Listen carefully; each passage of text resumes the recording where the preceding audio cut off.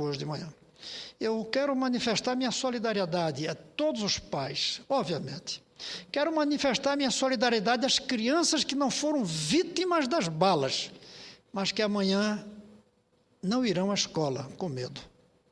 E quero dizer que amanhã milhões de crianças brasileiras não irão à escola com medo.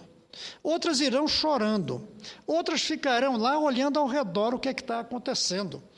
Elas vão passar a desconfiar dos seus colegas para saber se algum está armado. Elas vão olhar para todos os adultos por perto com medo. Eu quero me solidarizar com elas também, mas quero me solidarizar com o meu país, que tem que tomar as medidas necessárias para que fatos como esse fiquem praticamente impossíveis e que a violência do dia a dia, com a qual já nos acostumamos, ela deixe de acontecer. Para isso, a regra, a saída é voltar a amarmos a escola, fazer da escola